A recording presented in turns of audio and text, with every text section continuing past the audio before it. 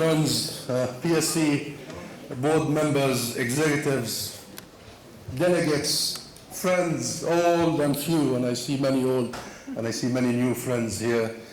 Thank you for the warm reception. It is an honor to be with you today.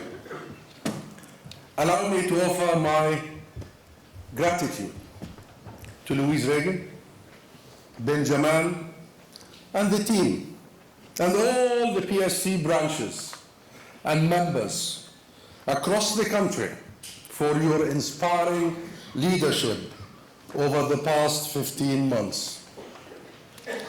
You have been relentless. Your solidarity has been infectious. Your activism, among many other achievements, has brought millions onto the streets of London and all over the country almost every week, almost every day over the last 15 months. It has been remarkable. So my friends, I bring two messages to all of you here today. The first is simple. Shukran jazilan. Thank you. Thank you. I know I stood here last year and I told you the same thing, but I will tell you again. I salute you, every and each one of you. I'm going to salute you.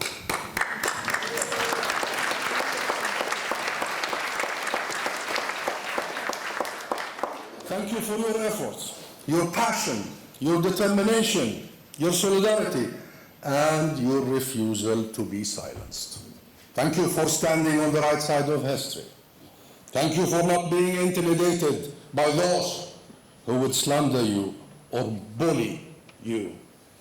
Thank you for coming out again and again and again, and thank you for your humanity, your civility, your self-restraint, for never allowing yourself to be provoked. You have been truly heroic. You kept the pressure on your government. You kept the pressure on your media. When they wanted people to look away, you made them look. When they wanted you to go away, you came back even louder, even stronger, and even more determined. And while it took 15 long months of genocide to get to a ceasefire, we got there. And it is in large part due to your unwavering determination that we got there. So, a 14 million thank you from every and each Palestinian. But, my friends, it is not over. It is far from being over. And this is my second message to you today. Israel is accelerating its military aggression in the occupied West Bank, accelerating its settlement land grabs. Settler terrorists are running rampant. Every day, more people are being arrested with no charge. Hundreds. And just like Gaza, Israel is destroying the infrastructure, people's livelihoods and lives in the West Bank with jet fighters and missiles. Israel's genocidal aggression continues. If a ceasefire in Gaza was part one, part two, the real struggle has just begun. Because now is the time that we focus on the end goal. On the end goal. Yes, we want a ceasefire, of course, but a ceasefire is not the end goal. Yes, we are relieved and grateful that we are not seeing more than 100 innocent people being killed in Gaza every day. We are relieved, our people, our families. But we are now seeing people in the West Bank being killed every day. And an end to Israel's genocidal violence is also not the end goal in itself. Yes, we need to rebuild Gaza, and we must rebuild Gaza. The destruction there is so massive that people cannot even recognize the rubble of their own homes. I was on the phone just now. Somebody called me and said, I've been searching for the rubbles of my home. I couldn't find it. A very close friend, and many from my own family. Most of those who live in the north, they went back to inspect the damage, and they had to come back south because there was nothing left. Rebuilding will be a massive undertaking. Last year, I promised we would rebuild bigger and better from this podium. But I did not expect, I must be honest, I did not expect another year of genocide, of mass destruction. The magnitude of destruction is unprecedented. Homes, schools, universities, hospitals, water and sewage infrastructure, roads, factories, agricultural land, businesses, everything. But everything needs to be rebuilt. And we will rebuild. We will rebuild. We will rebuild Gaza just as we will rebuild Jenin and Tulkarm and everywhere else in our homeland. But do we rebuild just so it can be destroyed again? How do we even begin to address the trauma of 2.3 million people in Gaza? The horrors they have witnessed. My sister tells me, who I just saw a couple of days ago in Gaza, in Cairo, she tells me horrific stories.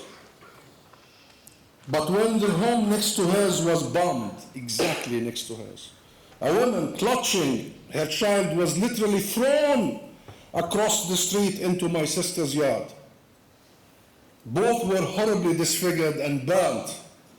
Both were dead, but still the mother, with all that impact, still had her child, holding her child.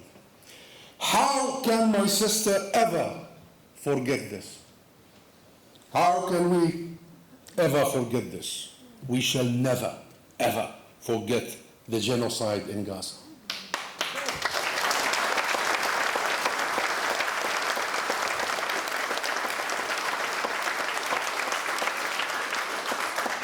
Our people in Gaza have suffered and sacrificed. They have endured and preserved. They have remained steadfast amid brutality. And they remain steadfast despite the devastation they return to, despite the trauma they carry. And still, in the last 15 months, our people have shown what humanity can offer at its best. Shown humanity, shown compassion, solidarity, strength, love. You've seen the parents sitting on the rubbles of their homes, attending to their children doing their homework. That defiance, that human power.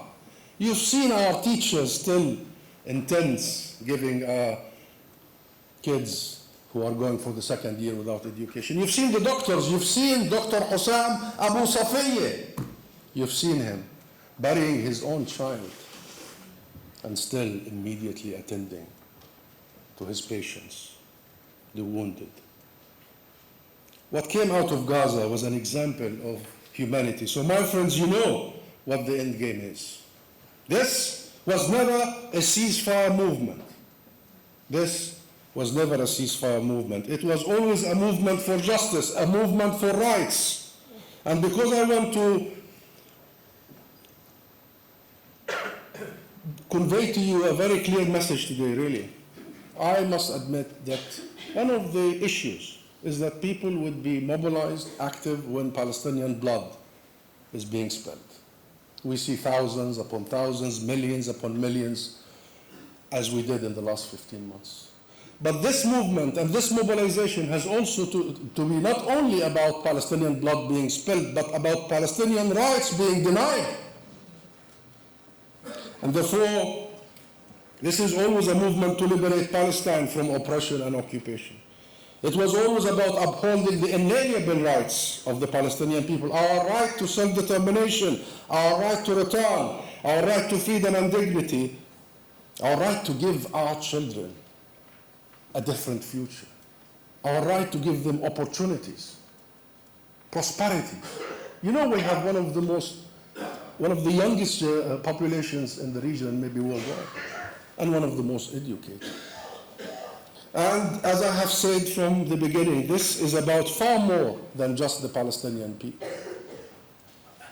It is about far more than us. It is about all of us. It is about you, every single one of us in this room and beyond. Because no state in the world should be allowed to do what Israel has done, not only for the last 15 months, but for the last 77 years. No state, no entity should be allowed to do so. 77 years of ethnic cleansing, of military occupation, of apartheid, of genocide. All of this must end now. And I truly believe that now is the moment. Now is the time. It is the moment for accountability. Accountability.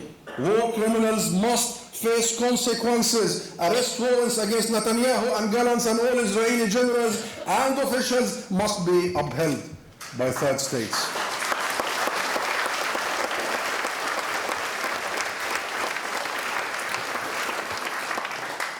Those who have supported war crimes must be held accountable, not just the Israeli government and army.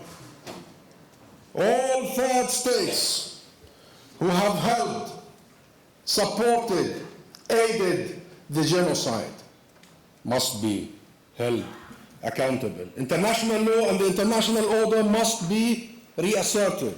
We must renew our commitment, our global commitment to universal human rights, rights that are inherent to all and must be applied equally to everyone. This is our moment. This is your moment. So my friends, keep the pressure on your government. Please do keep the pressure on your government. The UK must abide by its commitments under international law and international humanitarian law. Please demand that your government makes good on the UK's stated support for Palestinian self-determination and takes the necessary steps to immediately recognize the state of Palestine.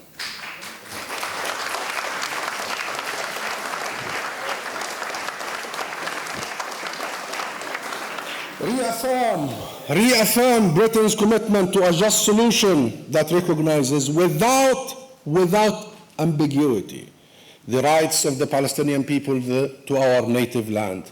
Demand that your government acts with conviction and not with half measures, half policies, half decisions, half arms embargo, half sanctions on the settlers. Law cannot be subdivided. Commitments cannot be halved. Impose a full arms embargo now.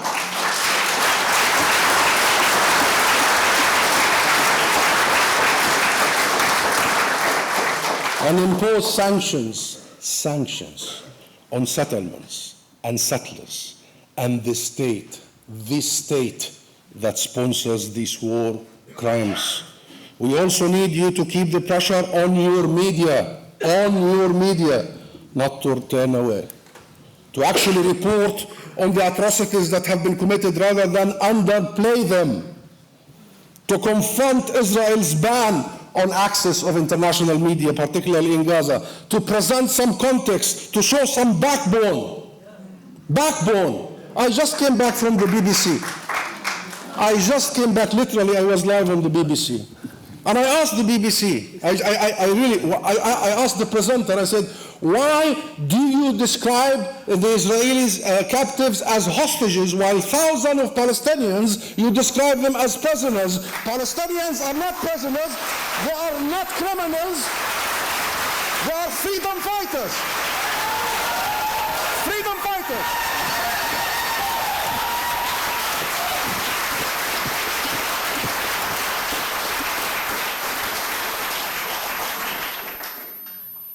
Enough Enough with the media double standards. Enough with the hypocrisy, the playing with words, the blockage of the truth, the complacency and the complicity. And media has a responsibility to call a spade and to get their terminology right. When you have more than 400 Palestinian children in Israeli captivity, you call them prisoners? When you know that the vast majority of the Palestinian detainees are held without charge, without trial, without due process, you call them prisoners?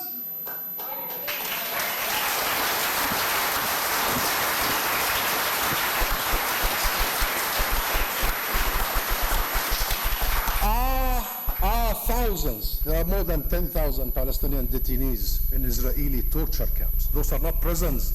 Those are torture camps, murder camps.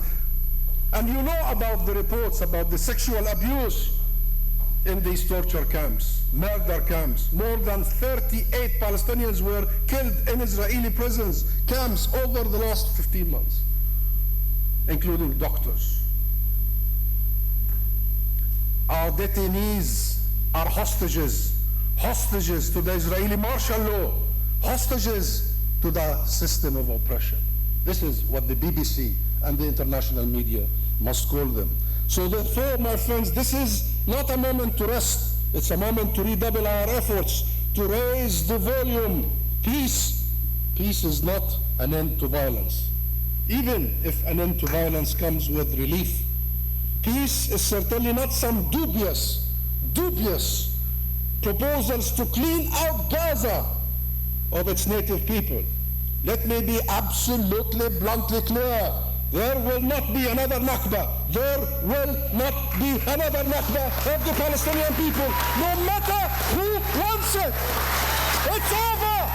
No more. Never again.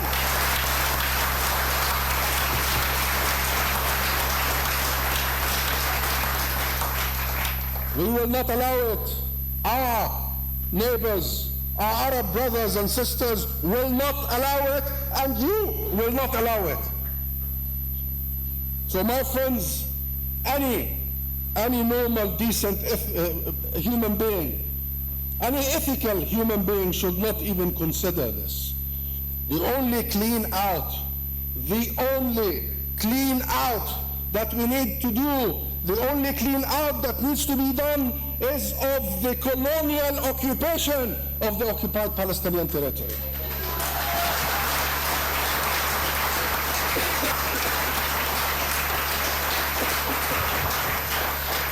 And therefore, peace only means one word. One word. Peace means justice. Peace means justice.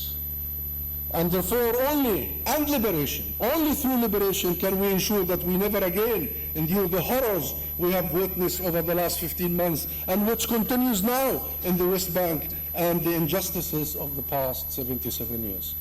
I will conclude, my friends, by telling you only through liberation, that can we ensure that all rebuildings, that all that trauma, all that grief does not repeat itself. Enough. Only through liberation we ensure that. They, my friends, will try to stop you. They have, and they will try to stop you. They will try to tell you there is nothing to protest anymore. They will try to tell you you are being disruptive, that you are being unrealistic, that you are being contrarian. To which there is only one response, one answer. We will never stop, we will never waver, and we will carry on until there is a free Palestine. Thank you.